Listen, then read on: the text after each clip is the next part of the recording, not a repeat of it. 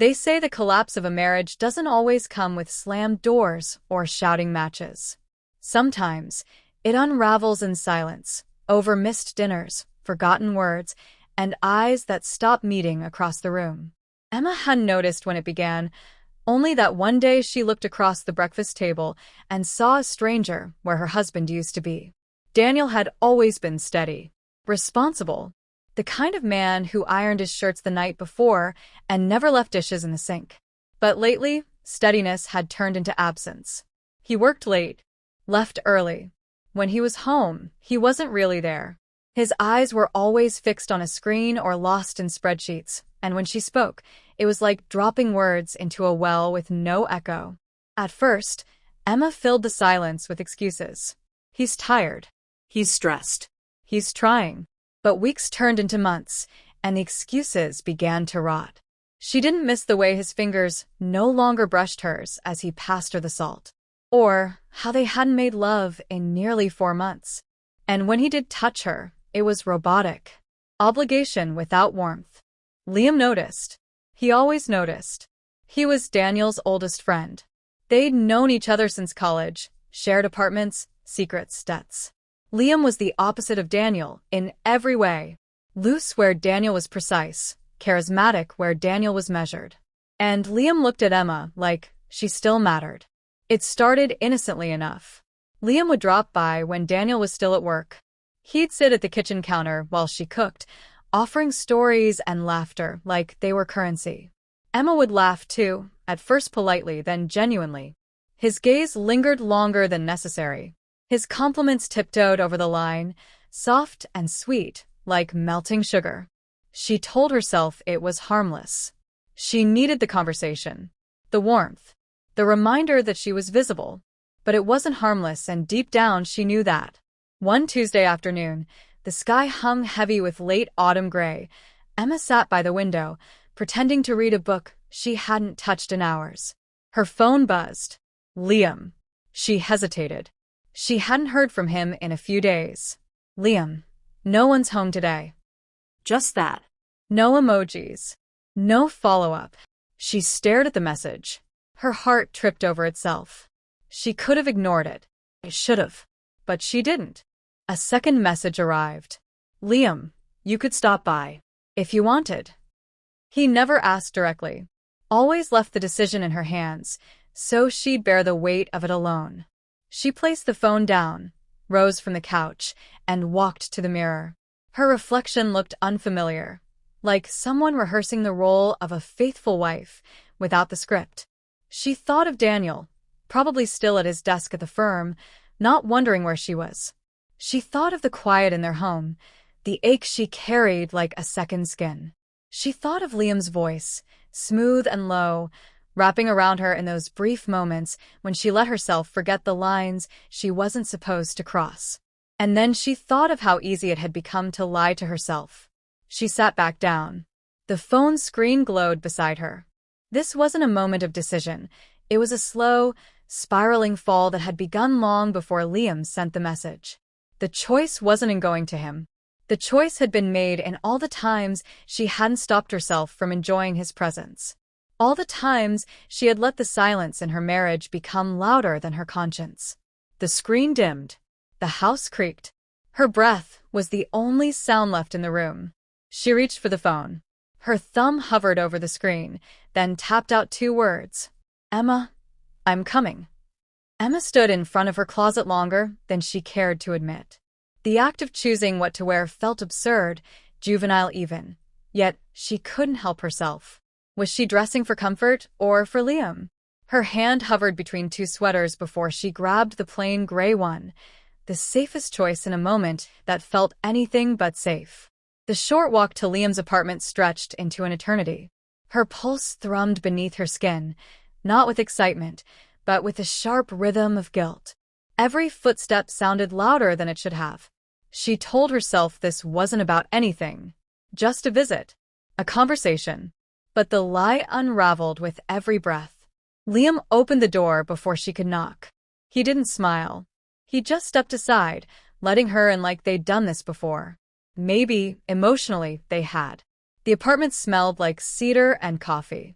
Clean, masculine. Too quiet. She walked in slowly, unsure of what she was stepping into. He closed the door behind her with a soft click that sounded far too final. "You came," he said. "I did," she answered, her voice barely above a whisper. They stood there, a silence between them weighted and fragile. She searched his face for mischief, for arrogance, anything that would make this easier to walk away from. But Liam's expression was unreadable.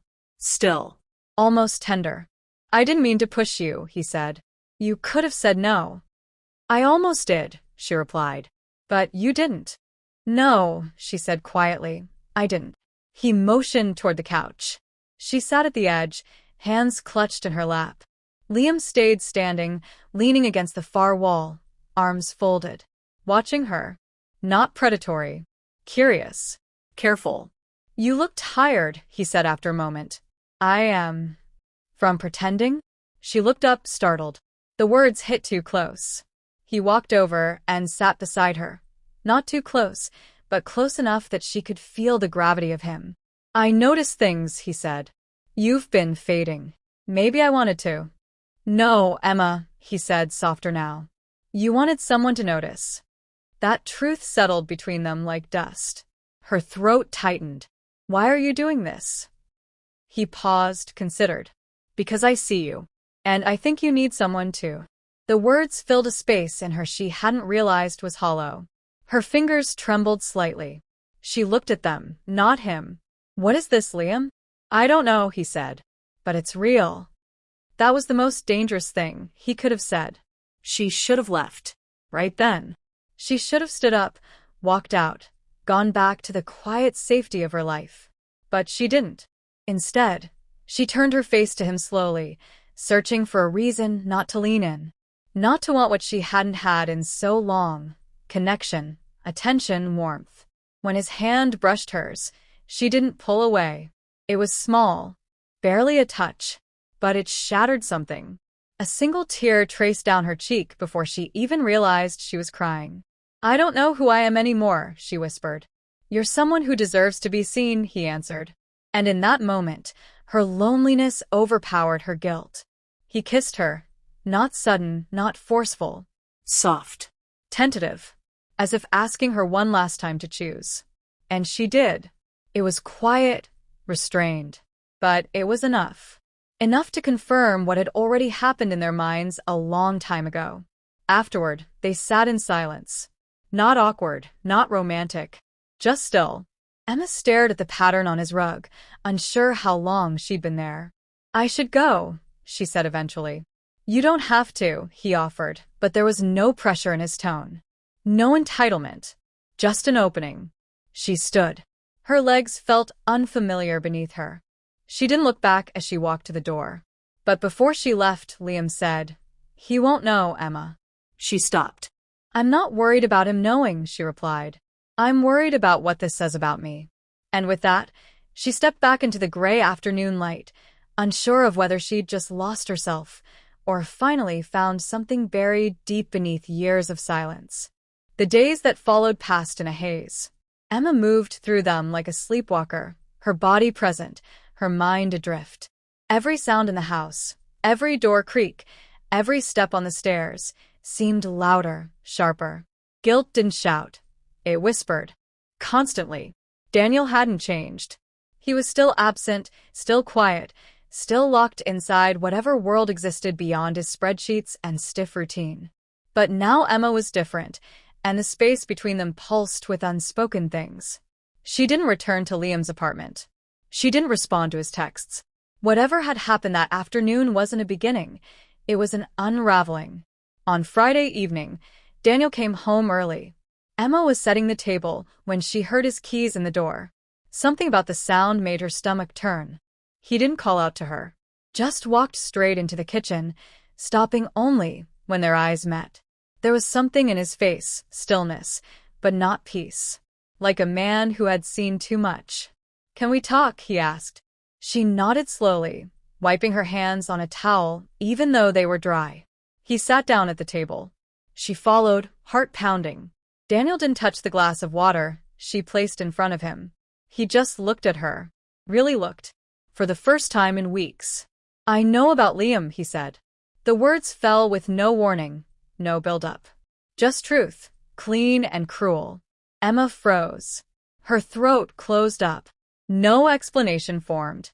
No lie came to save her. "He told me everything," Daniel continued. She stared at him, stunned. "He what?" "I confronted him," he said. "I had my suspicions for a while. I didn't want to believe them, but something changed." "You changed."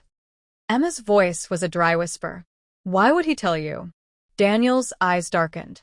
"Because it wasn't about you, Emma. It was about me." And then everything twisted. He leaned back, crossing his arms. "Liam said he wanted to prove a point. That you weren't as loyal as I thought you were. That he could get to you." Her stomach dropped. Daniel's next words were like knives. "He said he did it to show me what happens when I take things for granted." Emma stood abruptly, her chair scraping against the floor. "He used me?" Daniel didn't flinch. "He used us. And I let him." "You knew?" she asked, disbelief lacing every syllable. "I knew something was coming. I just didn't think you'd let it happen." The accusation landed heavy, but beneath it, Emma saw pain. Not just betrayal, but disappointment. Maybe even shame. She backed away from the table. "You let your friend test your wife?" "I didn't ask him to," Daniel said quickly. "But when he warned me, I didn't stop it. I wanted to see if I was right about you or wrong." Emma laughed once, sharp and humorless. "So, this was a game to both of you?" "No," Daniel said quietly. "To him, maybe. Not to me." To me, it was a wake-up call." Emma's voice cracked. "And what did it wake you up to?" Daniel looked down at his hands. "That I stopped seeing you a long time ago. That I buried myself in work to avoid facing what we'd become. And in doing that, I made it easy for someone else to reach you." Emma didn't know what to say. The anger that had begun to rise twisted into something else, grief. "I'm sorry," she whispered. "But you broke this before I ever did." "I know," he said. They sat in silence. The clock ticked loudly in the next room. Finally, Daniel stood. "I'm staying at a hotel tonight." Emma didn't ask where. She didn't stop him. At the door, he paused. "You should ask yourself why you answered his call so easily. And whether it was really about him or just about not being alone." The door closed behind him. Emma sat back down at the table, staring at the untouched water. The house felt emptier than it had ever been, even when he was gone. Her phone buzzed on the counter. A message. "Liam, you okay?" She stared at it, then deleted it without replying. Because whatever this was, it wasn't love. It wasn't comfort. It was damage, passed between people who never learned how to ask for what they needed without breaking something to get it.